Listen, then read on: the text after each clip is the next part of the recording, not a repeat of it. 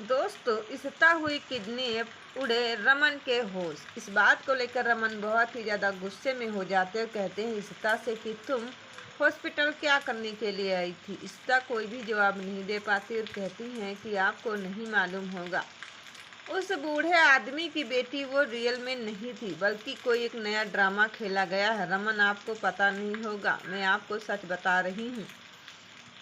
इसी बात को लेकर बहुत ही ज़्यादा सोच में पड़ जाते हैं। तब तक यहाँ पर अरिजीत अपने गुंडों को बुलाते और कहते हैं कि तुम कहाँ पर रह गए। आखिर में मैं तो इंतज़ार करता रह गया और तुम मुझे कहीं दिखाई नहीं दिए। आखिर में आपको हो भी क्या गया है। इसी बात को सोच रहे होते हो काफ़ी ज़्यादा कहने लगते हैं गुस्से में कि आपको समझ में नहीं आएगा जब तक मैं आपको सबक नहीं सिखाने वाला हूँ।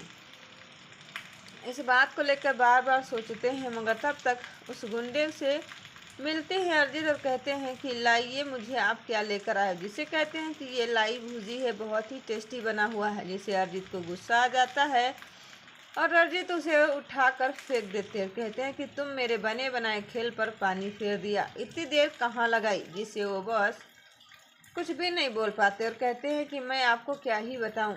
तब तक क्या होता है, यहाँ हॉस्पिटल में पूरा भल्ला परिवार खड़ा हुआ होता है और उन्हें अंदाज़ा भी नहीं होता कि ये सब कैसे हो रहा है। इसी बात को लेकर सोचते हैं और काफ़ी ज़्यादा एक्साइटेड हो जाते हैं। तब भी कहते हैं अब मैं क्या बताऊं, मुझे तो कुछ भी समझ में नहीं आ रहा है। वहीं पर सोचते ही बहुत ही ज़्यादा एक्साइटेड हो जाते हैं, मगर तब तक कहती हैं इशिता कि अब हमें लगता कि वो बूढ़ा आदमी ठीक हो चुका है। अब मुझे इसके घर वालों के सामने से छोड़ देना होगा, मैं अपने घर चलूँगी। यही बात सुन इसी बात को लेकर बहुत ही ज़्यादा सोचने लगते हैं इशिता। तब तक रमन कहते हैं कि आपको क्या ही बताऊं, ऐसा करो हम और इशिता इस हॉस्पिटल में रुक जाते हैं, रूही, आलिया और ये सब लोग घर जाएं। जिसे कहते नहीं पापा, मैं आपको छोड़कर नहीं जाने वाला हूँ, चाहे कितनी बड़ी कोशिश क्यों ना कर लो। जिसे कहते हैं कि नहीं, यहाँ पर वो आदमी ठीक हो चुका है और उसकी सारी जिम्मेदारी मेरे पास है, आप यहाँ पर रुककर क्या ही करने वाले हो। जिसे कहते नहीं, जो सच है वो सच है, मैं यहाँ से हिलने वाला नहीं हूँ।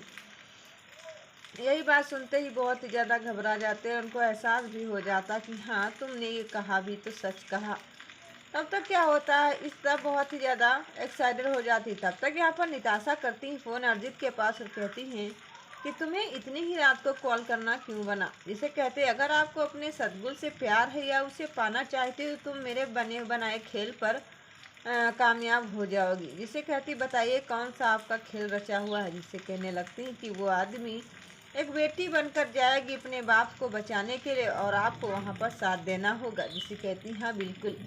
निताशा तो अरिजीत की बात मानकर बहुत ही ज़्यादा खुश हो जाती है और उनको समझ में भी आ जाता कि हाँ, जैसा भी है अच्छा है और आप लोग भी मेरी बात समझेंगे। यही बात सुनते ही निताशा पहुंच जाती है, मगर इशिता को जब उस आदमी को निकाला जाता है हॉस्पिटल से, जिससे वो शक हो जाता है। वो आदमी कहता है कि तुम मेरी बेटी हो ही नहीं सकती है और ऐसा झूठ क्यों बोलती। जिससे कहती नहीं, मैं आपकी बेटी तारा हूँ पापा, आप समझ क्यों नहीं रहे हो। जिसे कहने लगते नहीं। तब तक वहाँ पर मैसेज कर देते हैं अरिजीत। कहते हैं कि ये इनको भी होशी की सुई दी जाए ताकि तुम अपने पापा को अपने हवाले ले पाओ। जिसे नर्स से कहती सिस्टर आप इन्हें कोई दवा दे दीजिए ताकि मैं इनको अच्छे से अपने घर ले जा सकूँ।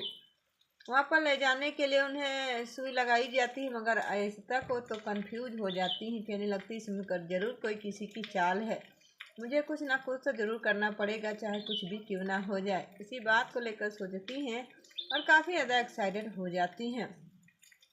तब तक कहती हैं कि तुम ऐसा क्यों कर रहे हो, आखिर में तुम मेरी बात क्यों नहीं मान रहे हो। मगर तब तक सारे गुंडे धुआं ही जहरीला धुआं कर देते हैं। वहाँ पर इशिता पहुँचती हैं और इशिता हो जाती हैं बेहोश। तो दोस्तों वीडियो में कंटिन्यू बने रहिएगा। वीडियो हमारी अच्छी लगी तो लाइक से सब्सक्राइब जरूर कर लीजिएगा।